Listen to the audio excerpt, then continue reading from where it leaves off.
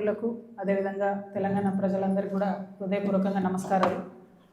ఇవాళ తెలంగాణ రాష్ట్రంలో ఒక ఆడబిడ్డగా ప్రజల మధ్యలో 20 సంవత్సరాల నుండి పనిచేసినటువంటి వ్యక్తిగా నేను తెలంగాణ జాగృతి సంస్థను 19 సంవత్సరాల నుంచి ప్రజాహితం కోసం తెలంగాణ ప్రజల కోసం నడుపుతున్నటువంటి వ్యక్తిగా తెలంగాణ జాగృతి జనం బాట పేరిట మొత్తం యావత్ తెలంగాణను కూడా పర్యటన చేస్తున్న విషయం మీ అందరికీ తెలిసిందే.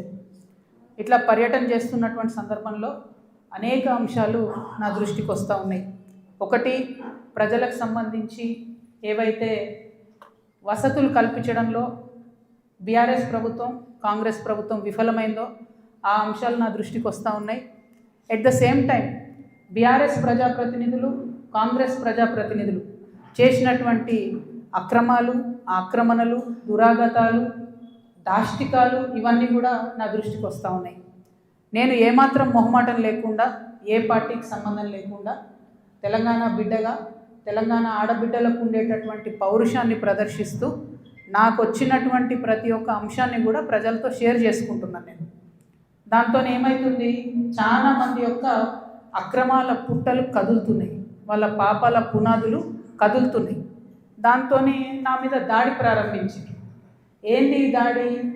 నేను కాంగ్రెస్ పార్టీతోని అంటకాగి ఉన్నాను, కాంగ్రెస్ పార్టీతోని అండర్స్టాండింగ్తో నేను పనిచేస్తున్నాను, ఎందుకంటే నాకేదో ఫైనాన్షియల్ బెనిఫిట్ కోసం నేను పనిచేస్తున్నా అని చెప్తున్నారు. దీనికి ఎక్కడ మొదలుపెట్టిండ్రు? నేను ఎప్పుడైతే జాగృతి జనం బాట అని చెప్పి బయటికి రావాలనుకున్నానో ముందు సోషల్ మీడియాలో ఒక ప్రచారం మొదలుపెట్టిండ్రు. నా భర్త గౌరవనీయులు అనిల్ కుమార్ గారి ఫోటోను చూపిస్తూ దాంట్లో ఏవి రెడ్డి గారు అనేటటువంటి వ్యాపారవేత్త నా భర్త కలిసి ఏదో ల్యాండ్ లావాదేవీలు చేశారు, ఆ ల్యాండ్ లావాదేవీ వల్ల నాకేదో పెద్ద ఎత్తున ఫైనాన్షియల్ బెనిఫిట్ అయింది, అట్లా నాకు కాంగ్రెస్ పార్టీకి అవినాభావ సంబంధం ఉంది అనేటటువంటి అంశాన్ని ప్రజల మధ్య ప్రమోట్ చేసే ప్రయత్నం చేస్తున్నారు. ఈ వెకిలి ప్రయత్నాలు చేస్తున్నటువంటి గుంటనక్కలందరూ కూడా నేను చెప్తా ఉన్నా, నేను ఇంకా మీ చిట్టా విప్పడం ప్రారంభించలేదు, ఓన్లీ టాస్ వేసిన అంతే. ఆ టాస్కే ఇంత భయపడితే ఎట్లా మీరు? ముంగటి ఇంకా టెస్ట్ మ్యాచ్ ఉంది మామూలుగా అనుకుంటారే ఇది కథ, జస్ట్ టాసే. ఇప్పటికే గెలిచినాం ఆల్రెడీ మేము జాగ్రత్తలు, ఎందుకు భయపడుతున్నారు మీరు ఇంతగా? ఏమన్నాడు నా భర్త? మీరు అధికారంలో ఉన్న 10 ఏళ్ళలో ఎన్నడన్నా వచ్చి మిమ్మల్ని ఒక పని అడిగినామా మేము? ఎప్పుడన్నా ఒక ఫేవర్ అడిగినామా మిమ్మల్ని? ఒక్క విషయంలో అన్నా అవుట్ ఆఫ్ ద వే పోయి ఏ ఒక్క మంత్రితోని కానీ కేసీఆర్ గారితో కానీ కేటీఆర్ గారితో కానీ హరీష్ రావు గారితో కానీ నా భర్త కానీ నేను కానీ ఏమన్నా ఫేవర్ తీసుకుని ఉంటే చెప్పండి, దమ్ముంటే చెప్పండి. ఊరుకుంటుంటే తమాషాలు చేస్తున్నారు. మీరు వెకిలి ప్రయత్నాలు మానుకోండి. నేను మీ మీద చేసినటువంటి ఆరోపణలకు మీకు దమ్ముంటే సిగ్గుంటే ప్రజాస్వామ్యంలో ప్రజల మధ్యలో ఉండాలనుకుంటే జవాబు చెప్పండి. అంతేగాని నా మీద మొరిగేటటువంటి వాళ్ళందరినీ వదిలిపెట్టి ఏది పడుతుంది మాట్లాడితే నేను చూస్తూ ఊరుకుంటాను అనుకోవద్దు. నేనేం తప్పు చేయలేదు. బీఆర్ఎస్ ఉన్నటువంటి అధికారంలో ఉన్నటువంటి 10 సంవత్సరాలలో ప్రభుత్వం నుండి నేను ₹1 కూడా లాభం పొందలేదు. మీరు చేసినటువంటి అక్రమాలన్నీ నా మీద ఆపాదిద్దామని చూసుకుంటే నేను ఊరుకునే వ్యక్తిని కాదు. నీతి నిజాయితీ నా వైపు ఉంది కాబట్టి నేను ఇలా ధైర్యంగా కుండబద్దలు కొట్టినట్టు ఎక్కడికి పోయినా మాట్లాడుతున్నా. నాకు ఎవరితో అండర్స్టాండింగ్ లేదు, ఎవరితో వ్యాపారం లేదు. నా భర్త ఎప్పుడైతే టీఆర్ఎస్ అధికారంలోకి వచ్చిందో నేను నా భర్త ఒకటే విషయం అనుకున్నాం. అమెరికా నుండి 2004లో మేము వస్తే నేను ఉద్యమంలో ఉన్నా, ఆయన వ్యాపారంలో ఉన్నాడు. ఇల్లు గడవాలి కదా, మీ లెక్క మంది మీద వాడు దోసుకోలే. నేను ఎప్పుడు మీ లెక్క నేను ఎవరిని వాడి వసూలు చేసుకొని ఉద్యమాలు నడపలేను. సమయం సందర్భం వచ్చినప్పుడు నా నగలు కుదబెట్టి బతుకమ్మ చేసిన నేను. అందుకే ఇంత పౌరుషం నాకు.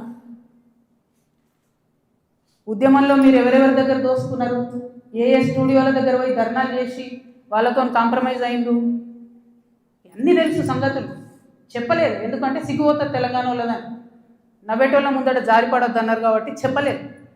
మీరు ఊరికే తమాషాలు చేసి నాతో పెట్టుకుంటే మాత్రం మామూలు చిట్టా లేదు నా దగ్గర. ఇవాళ నేను ఫస్ట్ టీ న్యూస్కి లీగల్ నోటీస్ పంపిస్తా ఉన్నా. నా భర్త పేరు పెట్టి కృష్ణారావు అనేటటువంటి ఎమ్మెల్యే గారు ఏదైతే ప్రెస్ మీట్ పెట్టినరో, మీరేమన్నా ఆల్తు ఫాల్తు social media channel T News అంటే శాటిలైట్ ఛానల్, మీరు ఒక పార్టీని రిప్రజెంట్ చేసే ఛానల్, కనీసం వెరిఫై చేసుకోరా? ఏది పడితే అది వేసేసుడేనా? వేరే వాళ్ళది వేస్తే వాళ్ళు ఊరుకున్నారేమో, నేను ఊరుకునేదాన్ని కాదు, ముందే చెప్తున్నాను. టీ న్యూస్కి లీగల్ నోటీస్ ఇస్తున్నాం. 1 వీక్లో పబ్లిక్ అపాలజీ చెప్పాలి బిడ్డ, పబ్లిక్ అపాలజీ. కోర్టుకి ఈడుస్తాం ఏమనుకుంటున్నారు. తర్వాత ఏలేటి మహేశ్వర్ రెడ్డి గారు, వీరికి కూడా నోటీస్ ఇస్తున్నాం, లీగల్ నోటీసు. 1 వీక్లో మీరు కూడా తప్పుడు సమాచారాన్ని ప్రజలకు ఇచ్చినందుకు నా భర్త గారికి, నా యొక్క పరపతిని దెబ్బతీసే ప్రయత్నం చేసినందుకు నాకు పబ్లిక్ అపాలజీ చెప్పాలని మహేశ్వర్ రెడ్డి గారిని కూడా డిమాండ్ చేస్తూ ఉన్నాను. అట్లానే మాధవర్ కృష్ణారావు గారిని మీరు కూడా 1 వీక్ లోపల అపాలజీ చెప్పాలి, లేకపోతే కోర్టుకి ఈడుస్తాం, కోర్టు నుండి క్షమాపణ చెప్పిస్తాం. ఇది నాకు సంబంధం లేని వ్యక్తులు. నేను జాగృతి జనంబాట కార్యక్రమంలో పోతూ ఉంటే సడన్గా సోషల్ మీడియాలో ప్రచారం ప్రారంభమవుతుంది. వెంటనే ఏలేటి మహేశ్వర్ రెడ్డి గారు బీజేపీ ఫ్లోర్ లీడర్, ఆయనకి ఏం పనో నాకు అర్థం కాదు, ఆయనకు నాతోనేముందో అర్థం కాదు, నన్నంటే పొలిటికల్గా ఆయనకి ఏం లాభం వస్తుందో నాకు అర్థం కాదు. ఆయన బయటకు వచ్చి సీరియస్గా ప్రెస్ మీట్ పెట్టిండు. ఓకే, ఏం పెడతాడు ప్రెస్ మీటు? ఒక ఫోటో ఉన్న కాపీ తీసుకొని నా భర్తది, దాంట్లో ఏవి రెడ్డి గారి పేరు ఉంది, అది చూపించుకుంటే ఇగో వీళ్ళకి వ్యాపారాలు ఉన్నాయని చెప్తుంటాడు. అసలు ఆయనకి ఏం సంబంధం? అది ఉన్న పొలిటికల్ ఇష్యూవా? ఎందుకు మాట్లాడిండు? ఓకే, అంటే దీని వెనుక ఉన్న స్ట్రాటజీ చేసేసి తెలంగాణ ప్రజలు అర్థం చేసుకోవాలి. హరీష్ రావు గారు, బీఆర్ఎస్ పార్టీ ఏదైతే నా మీద దుష్ప్రచారం చేయాలనుకుంటున్నారో అది ఏలేటి మహేశ్వర్ రెడ్డి గారి నోటి నుండి వస్తుంది, బీఆర్ఎస్ పేడ్ సోషల్ మీడియా నోటి నుండి వస్తుంది, ఆ తర్వాత కృష్ణారావు గారు లాంటి ఎమ్మెల్యేల నోటి నుండి వస్తుంది. అంటే వీళ్ళందరూ ఒక స్ట్రాటజికల్గా ఏంటంటే, ఆడపిల్ల బయట తిరుగుతుంది, ఈమెకు అన్ని విషయాలు అర్థమవుతున్నాయి, ప్రజలు వచ్చి చెప్పుకుంటున్నారు, బాధితులు వచ్చి చెప్పుకుంటున్నారు, ఈమె ఇంకా చెప్తే భయం అవుతుంది, మాకు ఇబ్బంది అవుతుంది అని చెప్తున్నారు. నేను మీలాగా పారిపోయే పిరికిపందని కాదు. మీరు ఏదైతే నా భర్త ఫోటో చూపించి మాట్లాడుతున్నారో ఆ ల్యాండ్కి సంబంధించి ప్రతి ఒక్క విషయాన్ని ఇవాళ నేను తీసుకొని వచ్చిన. ఇవాళ నేను ఎట్లా ట్రాన్స్పరెంట్గా క్లారిటీ ఇస్తున్నానో, నేను చేసే ఆరోపణల మీద మీరు కూడా అట్లనే క్లారిటీ ఇవ్వాలని చెప్పి నేను డిమాండ్ చేస్తూ ఉన్నాను. ముందుగా మీరు ఏదైతే కాపీ చూపిస్తున్నారో మా హస్బెండ్ది, ఏవి రెడ్డి గారిది ఉన్నటువంటిది, అది 2 సర్వే నంబర్లకు సంబంధించినటువంటి ల్యాండ్.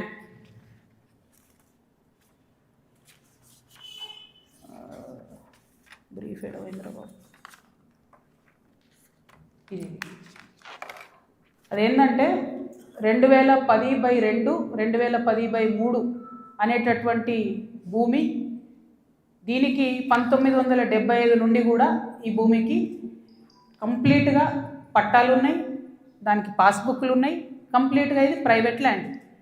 ఈ ప్రైవేట్ ల్యాండ్లో 4 వ్యక్తులు, 4 కొడుకులు, వాళ్ళకి మనిషి 4 ఎకరాలు వచ్చినాయి. ఈ మనిషి 4 ఎకరాలు వచ్చినటువంటి ఈ భూమిని అక్కడ ఒక కంపెనీ ఉంది, టేకంషా అనే కంపెనీ. ఆ టేకంషా అనే కంపెనీకి 37 ఎకరాలు ప్రభుత్వము అమ్మింది ల్యాండ్ ఒకప్పుడు.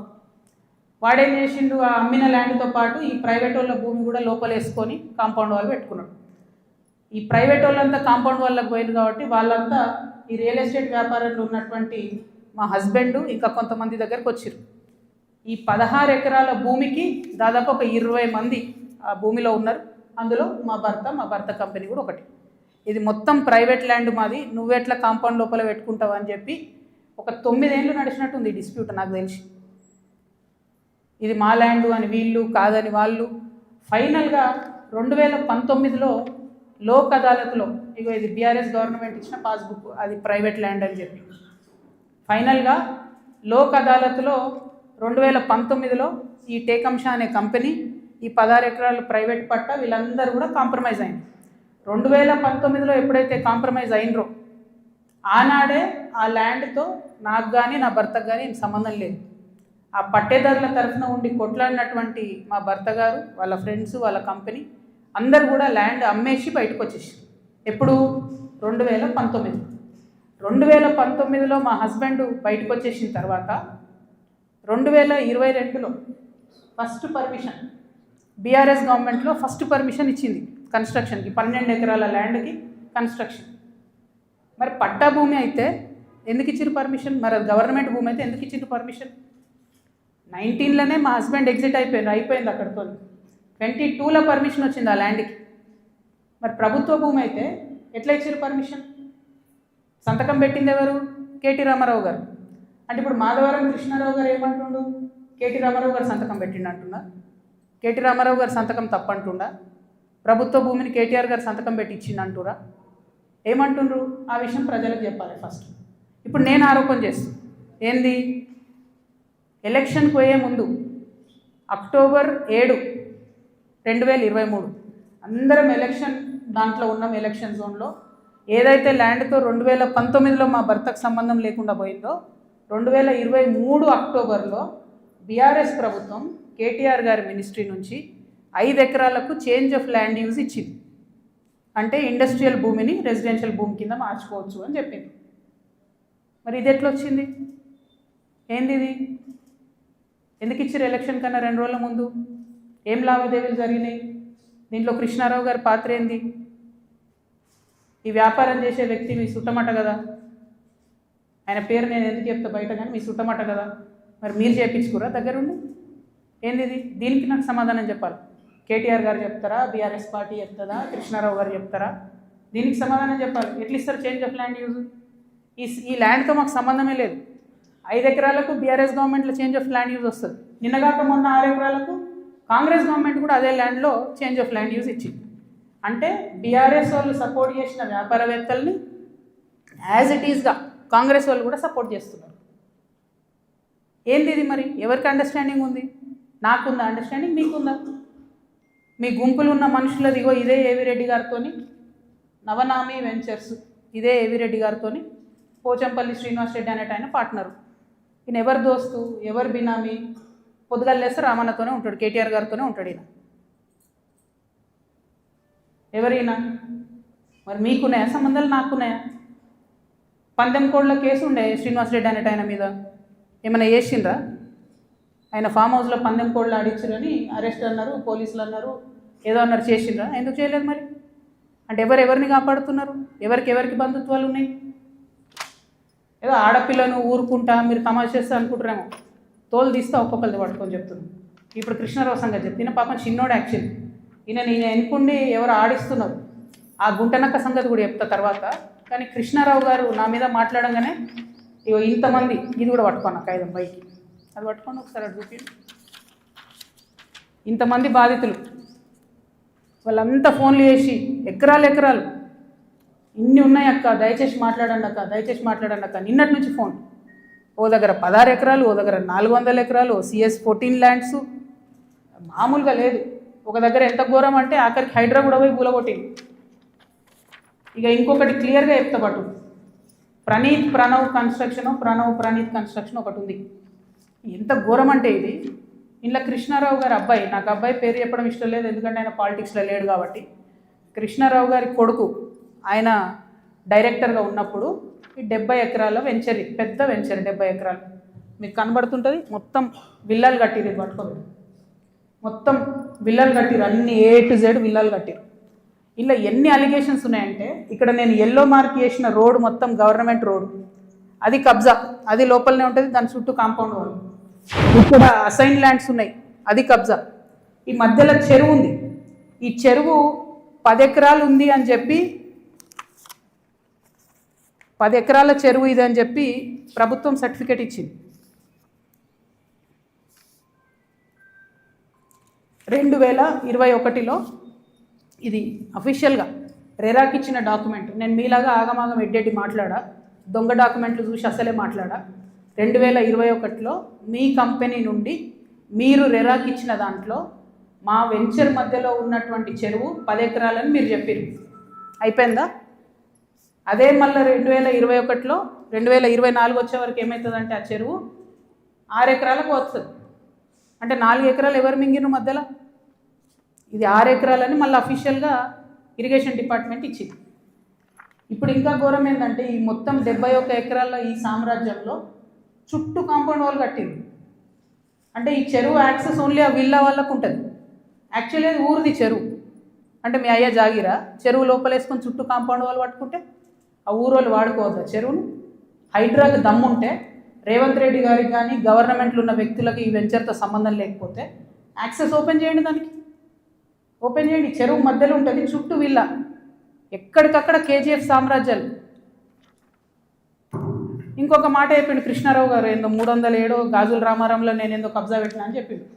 అది కబ్జా పెట్టింది నువ్వు వివేకానందే కదా, వివేకానంద గారు కదా, కేపీ వివేకానంద. ఎవరిని పోయినా చెప్తారు ఆడ అడిగితే. నేను కూడా పోయి వచ్చిన మొన్న హైదరాబాద్ పోయి కూలిస్తే.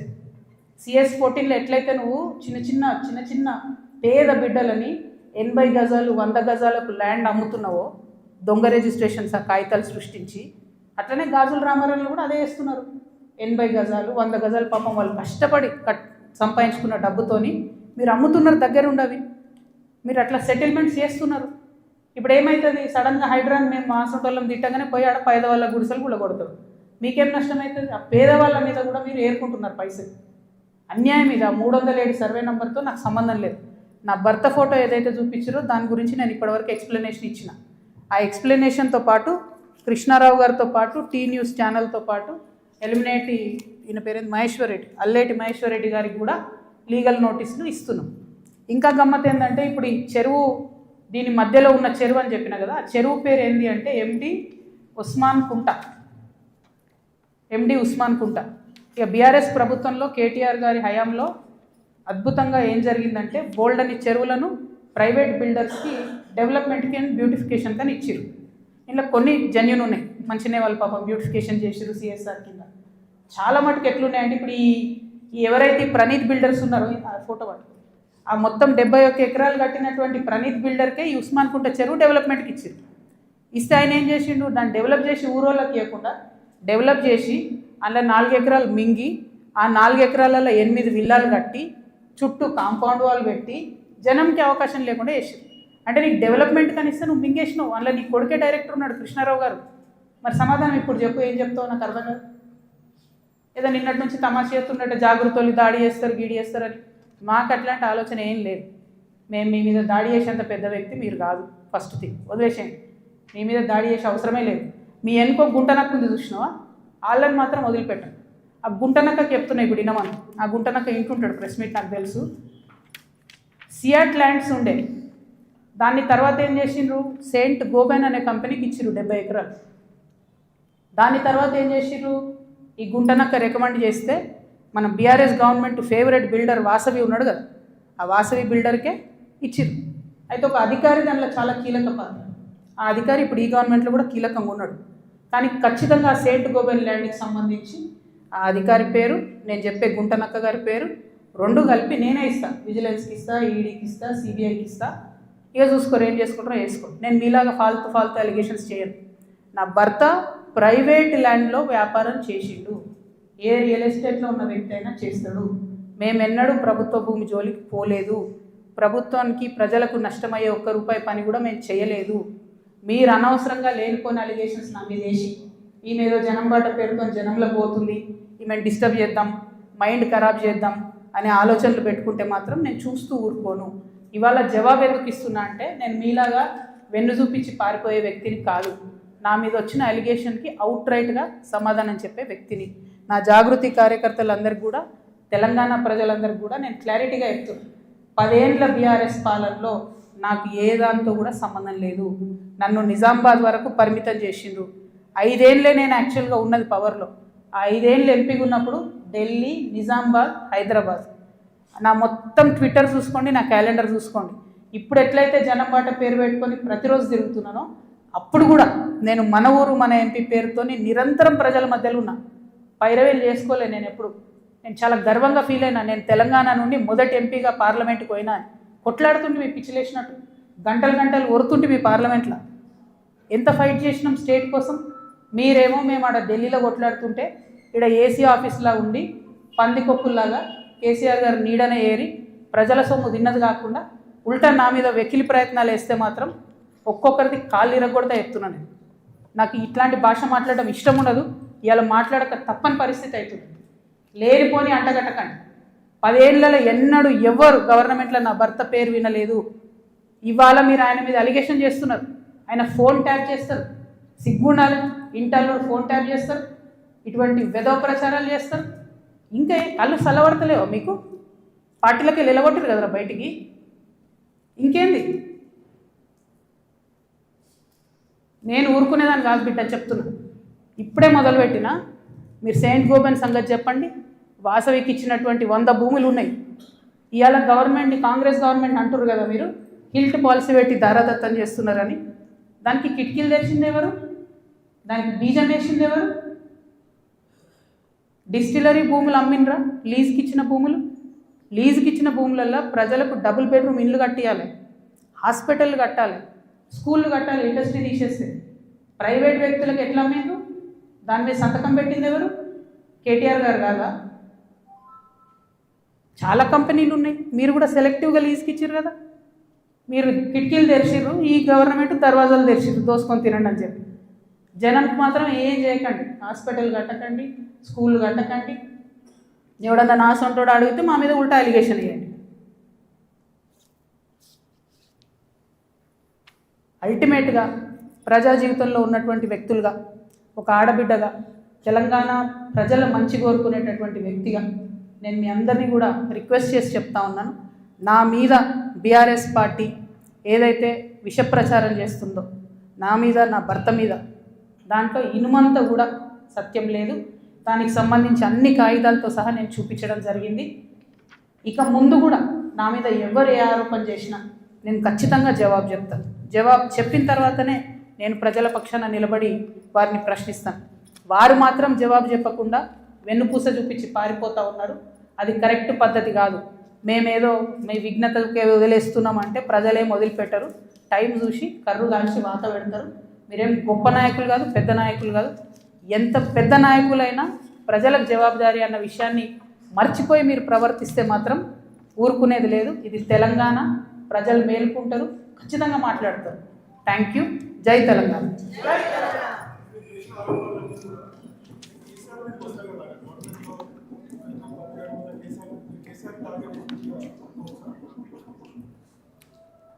చూడు బ్రదర్, చాలా మిస్టేక్స్ జరిగినాయి బీఆర్ఎస్ గవర్నమెంట్లో. ఆ విషయాలన్నీ ఇప్పుడు నేను జనంబాటలో తిరుగుతుంటే ప్రజలు వచ్చి నాకు చెప్పేటటువంటి దాంతో, వాళ్ళు ఇస్తున్నటువంటి విజ్ఞప్తులతోనే అర్థమవుతుంది. నేను మళ్ళీ చెప్తున్నా, ఎంత పెద్ద నాయకుడైనా ప్రజలకే జవాబుదారి. 100కి 100% ప్రభుత్వం నుండి లీజుకి ఇచ్చినటువంటి ఇండస్ట్రియల్ ల్యాండ్స్ సెలెక్టివ్గా వ్యాపారవేత్తల కోసం బీఆర్ఎస్ గవర్నమెంట్లో సంతకాలు పెట్టి మరి ఆనాడే ప్రైవేట్ వ్యక్తులకు దారాదత్తం చేశారు. ఆ సంతకాలు పెట్టింది ఎవరు, పెట్టించడం వెనుకుందెవరు, అది time has to decide. Congress government ఏంది, చాలా ఆరోపణలు చేస్తున్నారు. రేవంత్ రెడ్డి గారు అయితే చాలా ఏమంటారు, రేపు పొద్దుగాలనే నేను వీళ్ళందరినీ జైలు వేస్తా అన్నట్టు ఏదో బీఆర్ఎస్ అంతా అవినీతిమయమని చిత్రీకరించి వచ్చారు. ఆయన ఎక్కడ ఏం చేయట్లేదు. ఎందుకు చేయట్లేదు? బీఆర్ఎస్ వాళ్ళు వేసినటువంటి దొంగదారులను కాంగ్రెస్ రహదారులుగా మారుస్తుంది. వాళ్ళు ఎవరైతే ప్రైవేట్ వ్యక్తులకు ఇచ్చిరో మళ్ళీ అదే కంపెనీలతో వీళ్ళు అండర్స్టాండింగ్ పెట్టుకుంటారు, వాళ్ళతో మాట్లాడతారు. అంటే రేవంత్ రెడ్డి గారి పరిస్థితి ఇప్పుడు ఎట్లుందంటే, అప్పుడే కప్పం తిన్న పాము ఎట్లుంటుంది, కడుపు నిండింది, నేను సీఎం అయినా, అవినీతి అయితే నాకేంది, రాష్ట్రం ఎటు పోతే నాకేంది, వాగ్దానాలు ఎటు పోతే నాకేంది అని చెప్పి ఆయన సైలెంట్గా ఉన్నాడు. ఆయనకి ఈ బీఆర్ఎస్ పార్టీలో జరిగినటువంటి వ్యాపార లావాదేవీలకి అవుట్ రైట్గా సంబంధం ఉంది కాబట్టి వాళ్ళు సైలెంట్గా ఉంటారు. So let time decide. ఎప్పుడన్నా ఎవరైనా ఎంక్వైరీ చేస్తే డిసైడ్ అయితే చూద్దాం.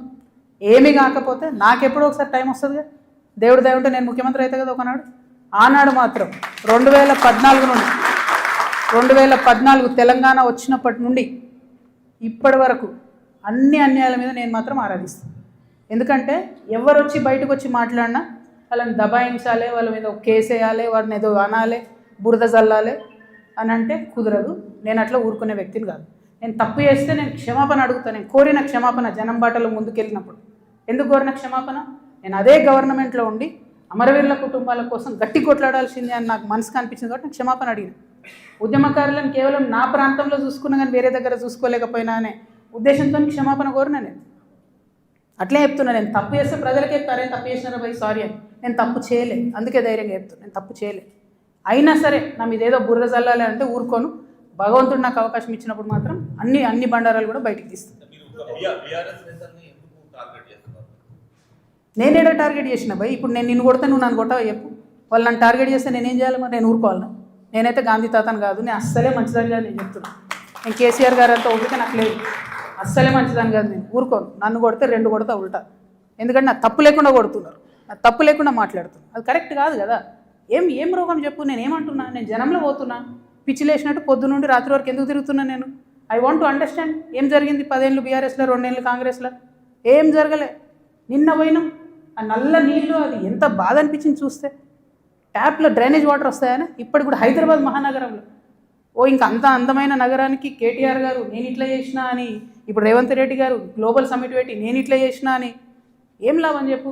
ఆడబిడ్డలకు ఒక డెలివరీ హాస్పిటల్ ఉండదు, నల్లల మోరు నీళ్ళు వస్తాయి, ఇదో మహానగరం, దీనికి సంతోషపడాలి. ఎవరొకరు అడగాలి కదా. అడిగితే కేసులు, అడిగితే లొల్లి, ఇంతే. ఏం భయపడేదాన్ని కాదు నేను, ముందుకే పోతా, వెనుకకైతే పోయేది లేదు. వస్తే లొల్లు ఎందుకుంటుండేనే, 5 ఏళ్ళు నన్ను ఓడగొట్టి ఇంట్లోనే కూర్చోబెట్టిరు కదా. వద్దంటే బలవంతంగా ఎమ్మెల్సీ ఇచ్చిర్రు. నేను అప్పటికి కూడా అడిగిన, నాకు ఎంపీ క్యాండిడేట్గా నన్ను డిక్లేర్ చేయండి, నేను ప్రజల మధ్యలో ఎక్కడైతే ఓడిపోయినా అక్కడే ప్రజల ప్రేమను గెలుచుకుంటా అని చెప్పిన. అవకాశం ఇవ్వలే నాకు, తిరగనీయలే. మా కాన్స్టిట్యున్సీలో కూడా ప్రతి ఎమ్మెల్యేను ఎవరో ఒకరు మేనేజ్ చేసుడు, వాళ్ళు నాకు ఎక్కడికక్కడ కాళ్ళల్లో కట్టెలు పెట్టుడు, కాన్స్టిట్యున్సీ నుంచి ఎవరైనా వచ్చి కలిస్తే బెదిరించుడు. నువ్వు ఎట్లా కలుస్తావు, అక్కతో నీకేం పని?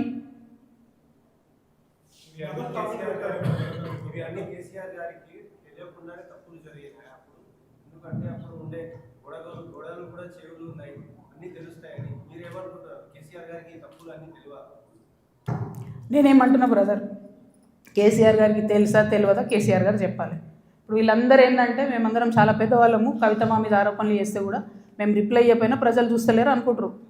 విఘ్నత అని హరీష్ రావు గారు అట్లే అంటారు. కేటీఆర్ గారు ఆయన ఎప్పుడు చెప్తాడో నాకు తెలియదు, నాకు సంబంధం లేదు. నేను కంపెనీ పేర్లతో సహా చెప్తా. ఎవరెవరి కంపెనీలకు లీజ్ ల్యాండ్స్కి అవుట్ రైట్గా చేంజ్ ఆఫ్ ల్యాండ్ యూజ్ చేసి కన్వర్షన్ చేసి ఎవరికి ఇచ్చినో నేను చెప్తాను. సంతకాలు ఎవరు పెట్టిరా లేదా వాళ్ళు చెప్పాలి ప్రజలకు. చెప్తే షూర్ సంతోషం. ట్రాన్స్పరెన్సీ కదా ప్రజలు కోరుకునేది.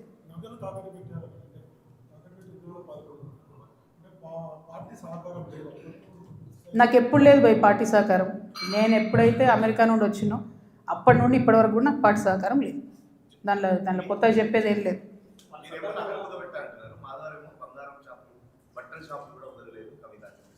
ఆయన పాపం ఆయన వాడుకుంటుర్రే, ఆయన ఎనుకో గుంటనక్కు ఉంది, ఆ గుంటనక్క ఆయన రెచ్చగొట్టి వాడుకుంటుంది. టైం వస్తే చెప్తా కదా. ఆ గుంటనక్క చెప్పినా కదా, ఏదైతే సెయింట్ గోబెన్ ల్యాండ్లో ఒక అధికారి ఇప్పుడు రెడీగా ఉన్నాడు చెప్పడానికి సిబిఐ దగ్గర, ఈడీ దగ్గర, అప్పుడు తెలుస్తుంది వాళ్ళకి. నేను ఒకటే క్లారిటీగా చెప్తున్నా, మీరు ఎంతోసేపు నన్నేదో చేద్దాం, ఆడపిల్ల కదా పాపం భయపెడితే బెదురుతుందేమో అనుకుంటున్నాను. కుదరదు బాస్, కుదరదు. ఇది మారింది, పాలిటిక్స్ మారింది, టైం మారింది, అట్లా కుదరదు.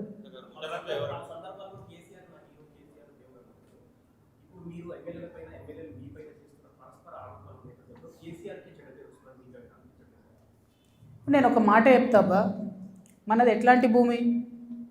భగవంతుడు రామచంద్రుడి కోసం కనా కష్టాలు పడి పాపం గుడి కడతాడు రామదాస్ అంటే. ఆయన తీసుకుపోయి నిజాం జైలు వేస్తాడు. ఆ జైలు వేసిన టైంలో కూడా రక్షించడానికి రాకపోతే ఏమంటాడు రామదాస్ ఏమంటాడు? మనది ఎట్లాంటి భూమి? పోతన లాంటి గొప్ప కవి రాజు వచ్చి అంకితం ఏమంటే కూడా ఇయ్యడు. మనది ఎట్లాంటి భూమి? చాకలైలమ్మ లాంటి మామూలు మహిళ నాలాగానే ఏం లేదు, ఎవరు సపోర్ట్ లేరు, నిలబడి గుత్ప పట్టుకొని కొట్లాడింది. నేను అంతే, ఆ స్పిరిట్ ఉంది, అదే వేస్తాను. ఎవరేమనుకుంటారు ఏమనుకుంటారు నైసిటీస్ లేవు. ఎందుకంటే లైన్ వాళ్ళు దాటిరు, నేను దాటలేదు. ఏది పడితే అది మాట్లాడి ఊరుకుంటా. ఏమన్నాడే నా భర్త, మీరు ఎప్పుడన్నా విన్నారా? అధికారంలో ఉన్న 10 ఏళ్ళు మీరంతా కూడా రిపోర్టర్లే కదా, ఎప్పుడన్నా విన్నారా? ఆయన పేరు విన్నారా? ఏదైనా పైరవీలు విన్నారా? ఏం లేకుండా అది అన్యాయం కదా, టూ మచ్. ఊరుకోం, ఇంకా మస్తు అయిపోయింది. Thank you. జై తెలంగాణ.